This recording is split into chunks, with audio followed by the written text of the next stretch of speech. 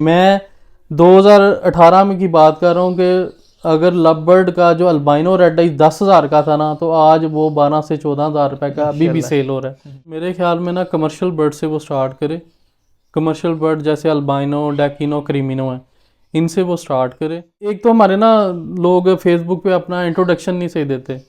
आप फेसबुक पे अपनी प्रोफाइल अच्छी बनाएं, अच्छे जो आपने क्वालिटी और सुपर लाइन के बर्ड लिए हैं वो आप लगाएं, उसको दिखाएं लोगों को कि हमारे पास ये बर्ड हैं, तो लोग खुद ब खुद कांटेक्ट करते हैं। तो इसमें सबसे पहले शौक चाहिए, फिर वो बिज़नेस पे लेके आए। पहले शौक होगा, उसको ब्रीड कराएगा, उसकी केयरिंग करेगा, तो फिर ही उसके पास चिक्स आएंगे। और ओवर ब्रीडिंग ना कराएं, मेन मकसद है। जब प्ल्यूमथ आता है तो उसमें वीक हो गया होता है बर्ड बेसिकली, उसकी वजह से प्ल्यूमा वायरस उन पर अटैक कर देता है। विटामिन्स आपने मेंटेन रखने हैं, आपने डाइट में विटामिन आप मेंटेन रखें। अगर ओवर आग करके फीमेल दोबारा हीट पे आके बच्चों को मार भी सकती है। उसका अंदरला शेल डैमेज ना हुआ हो, तो बाहरला शेल हल्का सा क्रैक भी हो जाए तो उसे नेल पॉलिश लगाने से फर्टाइल ही होता है हम्म, और हैच भी होता है। मेरे माशाल्लाह। पास हुए हैं सर।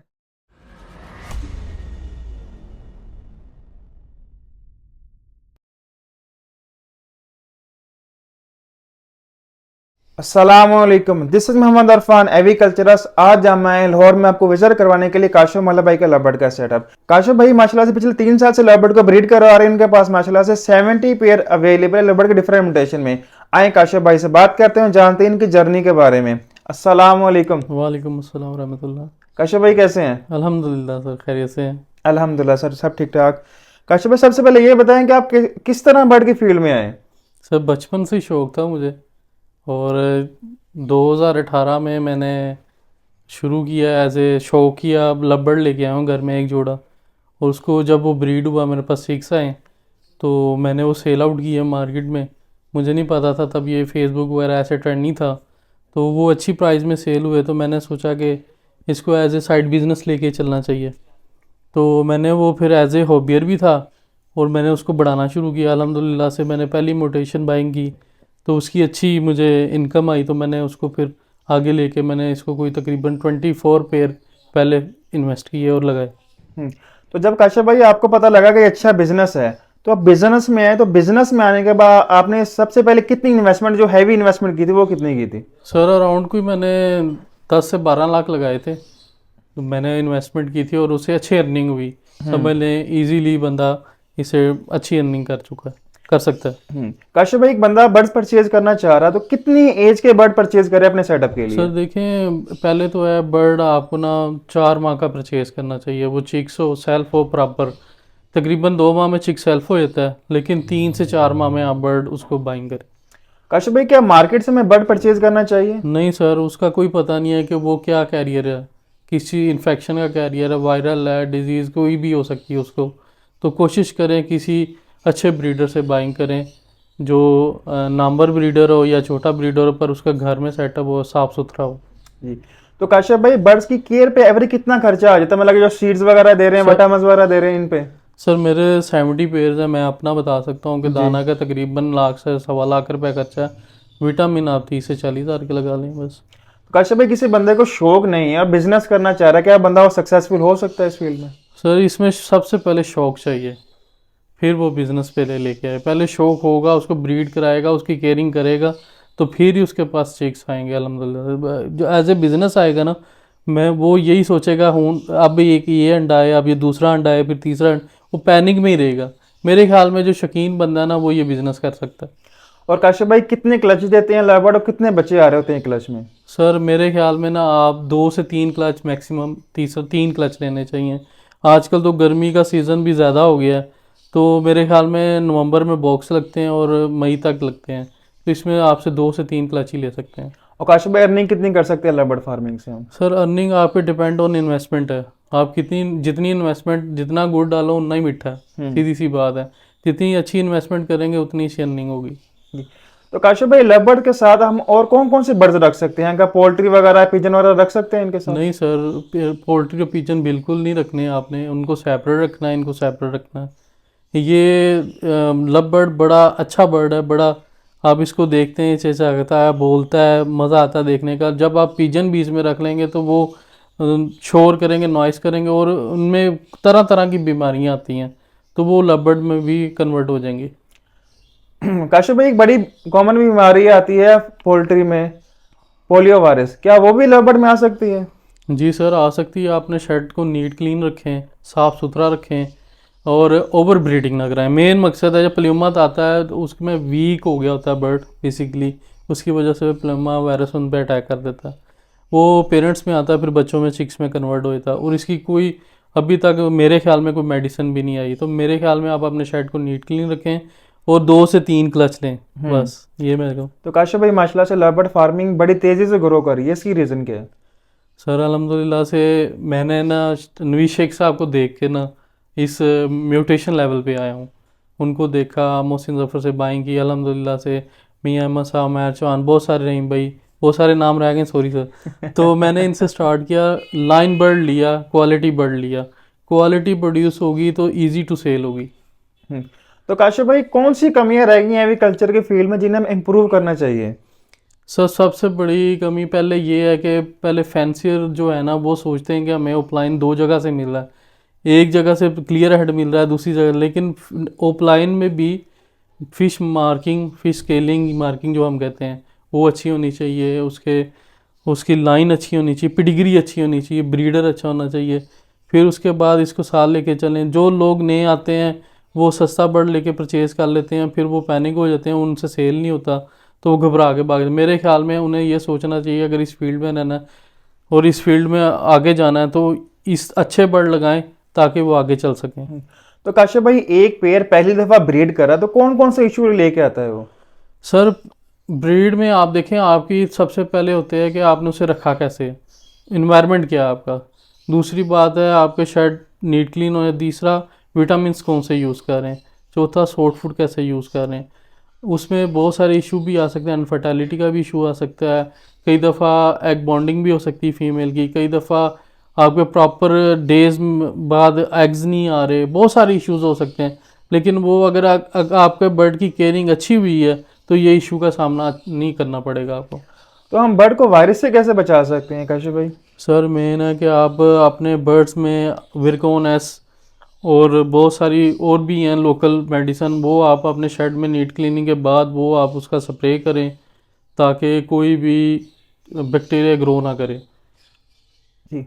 तो काशिफ भाई, फ्यूचर किस म्यूटेशन का आने वाला है?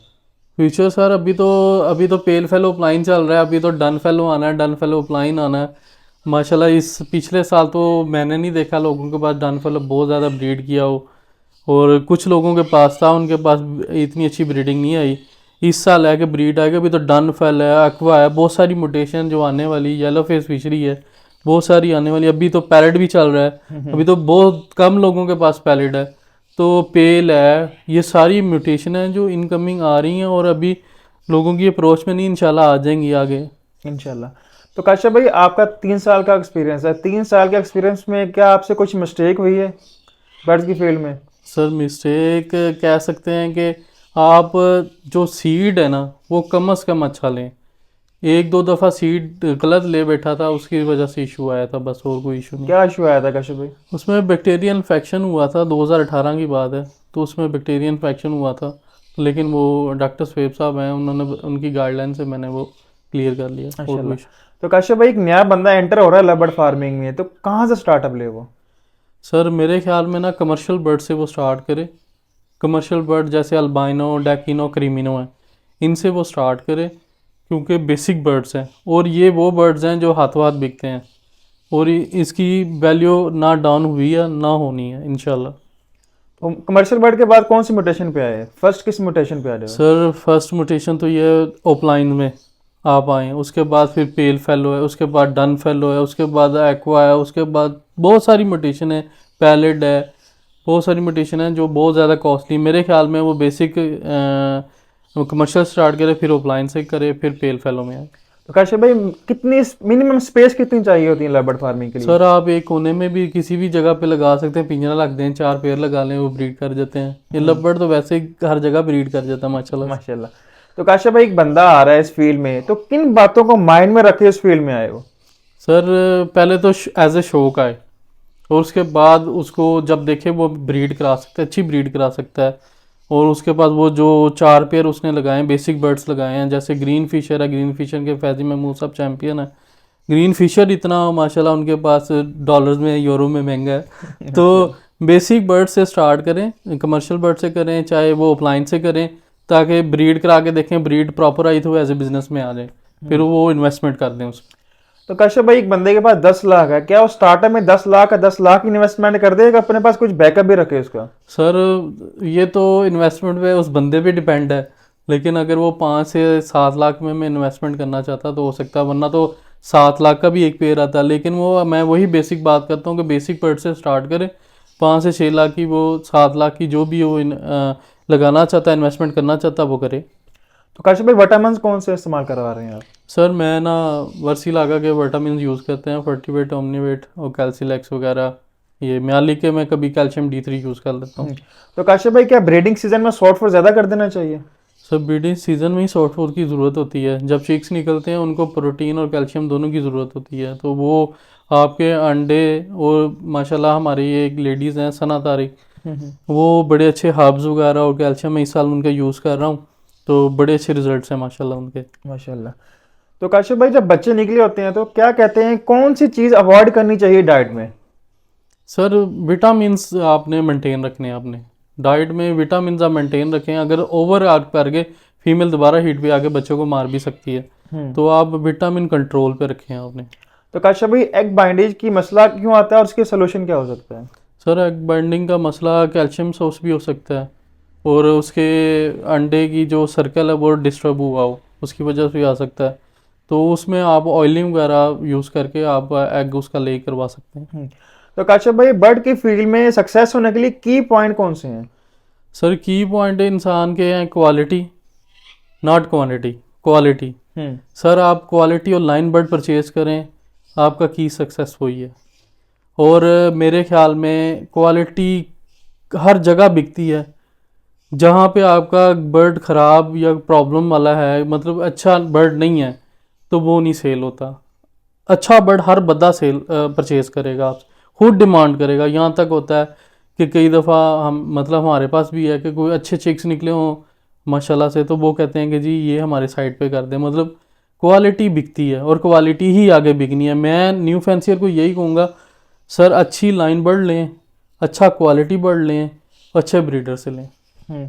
तो काशिफ भाई, कोई लोग होते हैं कि हर मन बिला वजह मेडिसिन इस्तेमाल करवाते हैं, एंटीबायोटिक वगैरह, क्या वो इस्तेमाल करवानी चाहिए? ज़रूरत नहीं है। आपका बर्ड बिल्कुल फिट जा रहा है तो क्या ज़रूरत है आपको ऐसे पंगे लेने की? ज़रूरत ही नहीं है। आप उनको बस जैसे वो डाइट चल रही है उसी पे उनसे चलने दें। काशिफ भाई, कई बार होता है कि फीमेल का नाखून लग जाता है अंडे के ऊपर, सुराख हो जाता है, क्या वो अंडा फर्टाइल हो जाता है? सर हो जाता है, कई दफ़ा होता है। हम नेल पॉलिश रखते हैं अपने शेड में, तो वो बड़े काम की चीज़ है, उससे हम उसके ऊपर बाकायदा पॉलिश कर देते हैं छोटा सा, तो वो कोई ऐसा नहीं, उसका अंदरला शेल डैमेज ना हुआ हो, तो बाहरला शेल हल्का सा क्रैक भी हो जाता है, उसे नेल पॉलिश लगाने से फर्टाइल ही होता है और हैच भी होता है। मेरे पास हुए हैं सर। तो काशिफ भाई, बारिशों के मौसम में कैसे केयर करनी चाहिए बर्ड्स की? सर ह्यूमिडिटी को कंट्रोल रखना है आपने। ह्यूमिडिटी आपकी कंट्रोल में ना रही तो उसमें डेड इन शेल का इशू आ सकता है आपको, और ये बहुत सारे प्रॉब्लम आएंगे। लेकिन ह्यूमिडिटी मेन चीज़ होती है जिसमें आपने कंट्रोल करना है, और बर्ड की केयरिंग करनी है। बर्ड को सर्दी भी लग सकती है क्योंकि आगे अब विंटर सीजन है, तो आपने केयरिंग करनी है, एग्स का ज़्यादा इस्तेमाल करना है, और ओवर मेडिसन नहीं, विटामिन कोई नहीं यूज़ करना। तो काशिफ भाई, कैसा मौसम होगा हमें बॉक्स इंस्टॉल करने चाहिए? सर मैंने नवंबर की फर्स्ट को लगाए जी, मैंने नवंबर की फर्स्ट को लगाए, मेरे पास लेंगे आई हुई है अल्हम्दुलिल्लाह से, और सब पेड़ों ने लेंगी, अल्लाह का शुक्र है अल्हम्दुलिल्लाह से। काशिफ भाई, बर्ड सेल कहाँ करें, परचेजिंग कहाँ से करें? सर अच्छा बर्ड बिक जाता है, लाइन बर्ड, क्वालिटी बर्ड को ज़रूरत ही नहीं है आपको, बंदे को पता चल जाता है। आप फेसबुक पे उसको अपना, एक तो हमारे ना लोग फेसबुक पे अपना इंट्रोडक्शन नहीं सही देते। आप फेसबुक पे अपनी प्रोफाइल अच्छी बनाएं, अच्छे जो आपने क्वालिटी और सुपर लाइन के बर्ड लिए हैं वो आप लगाएं, उसको दिखाएं लोगों को कि हमारे पास ये बर्ड हैं, तो लोग खुद ब खुद कॉन्टैक्ट करते हैं। इसमें सेलिंग का कोई इशू नहीं है। क्वालिटी क्वांटिटी जो है आपकी क्वालिटी में होनी चाहिए, तो सेल हो जाएगा इंशाल्लाह। तो काशिफ भाई, क्या जो मोटेशनल वाले बर्ड्स हैं ये मार्केट में सेल हो जाते हैं इजीली? मार्केट में देखें कमर्शियल बर्ड ही वो परचेज़ करते हैं, ये जो म्यूटेशन के बर्ड है वो नहीं सेल होते, वो आपके घर से ही सेल होंगे।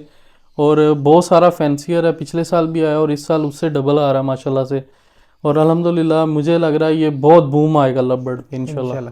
तो काशिफ भाई माशाल्लाह से आपने LSP का शो करवाया जो कि एशिया का सबसे बड़ा शो था लव बर्ड का, तो सर कैसा रहा शो आपका? सर अल्हम्दुलिल्लाह वी आर वेरी हैप्पी। और ये LSP के मेंबरों की वजह से हुआ, उन्होंने अपने बर्ड पार्टिसिपेट करवाए। Thank you very much LSP के तमाम मेंबर्स को और मैनेजमेंट को और LSP टीम शो को और जजेस को। तो मेरे ख्याल में ऑलमोस्ट 1200 बर्ड पार्टिसिपेट हुए थे। माशाल्लाह। और हमने LSP ने पहला ऑनलाइन शो हमने ही करवाया था पूरी दुनिया में अल्हम्दुलिल्लाह से। तो क्या क्या मतलब फ्यूचर क्या देखते हैं, कहाँ तक लेके जाना चाह रहे हैं अभी शो पे को? सर एक टाइम था, मैं ये बात करूँगा, जब शोज़ होते थे, हमारा काम है शोज़ कराना अल्हम्दुलिल्लाह LSP का, लोगों को अवेयरनेस देना, लोगों को गाइडलाइन देना। तो एक टाइम था जब 200-400 बर्ड शो में आते थे, 200 भी बड़ी मुश्किल से आते थे। अल्हम्दुलिल्लाह 1200 बर्ड पार्टिसिपेट होना, इट्स मीन इससे बड़ी क्या बात करनी चाहिए। एशिया का सबसे बड़ा शो किया अल्हम्दुलिल्लाह से। तो इसका मतलब है लव बर्ड पे बूम आ रहा है अल्हम्दुलिल्लाह। इंशाल्लाह। काशिफ भाई एंड पे क्या एडवाइस देना चाहेंगे आप? सर मेरी तो ये एडवाइस है, न्यू फैंसियर जो भी आ रहे हैं, मैंने पहले भी बात की है, क्वालिटी ही परचेज़ करें। क्वालिटी अगर आपके पास लगी हुई है तो बहुत अच्छे आपके पास रिजल्ट्स भी आएंगे और ऑटो सेल होंगे। फेसबुक प्रोफाइल अच्छी करें, अपना अपडेट, अपनी जो जितने भी बर्ड्स आपके पास लगे हैं उनकी एक एक पिक्चर अगर एक हफ्ते के बाद भी आप लगा दें तो लोगों को पता चले आपके पास कौन सा बर्ड लगा हुआ है। और जो कमर्शियल बर्ड है वो तो ऑटो बिकजन है, वो आप लगा देंगे अल्बाइनो फॉर सेल है या अल्बाइनो, लोगों ने तो वैसे ही डिमांडिंग लास्ट ईयर से आज तक डिमांडिंग ख़त्म नहीं हुई। मैं 2018 में की बात कर रहा हूँ कि अगर लव बर्ड का जो अल्बाइनो रेड आई 10,000 का था ना, तो आज वो 12 से 14,000 रुपए का अभी भी सेल हो रहा है। डिमांड नहीं ख़त्म होती अल्हम्दुलिल्लाह से। चलें, बहुत शुक्रिया काशिफ भाई, आपने टाइम दिया और बहुत अच्छी इन्फॉर्मेशन प्रोवाइड की। Thank you so much everyone. उम्मीद है कि आपको आज की हमारी वीडियो पसंद आई होगी। अगर आपको हमारी ओवरऑल वीडियोस पसंद आती है और आप चाहते हैं कि हम सेटअप विजिट करते रहें तो आप हमारे चैनल मोहम्मद अरफान एग्रीकल्चर को जरूर सब्सक्राइब कीजिए और बेल आइकन को लाजमी दबा दीजिए, जिससे हर नई आने वाली वीडियो की नोटिफिकेशन आपको बर वक्त पहुंची रहेगी। इंशाल्लाह इस वीडियो का पार्ट 2 आएगा, उसमें हम आपको काशिफ भाई का सेटअप विजिट करवाएंगे। Thank you so much. अल्लाह हाफिज़। जज़ाकल्लाह।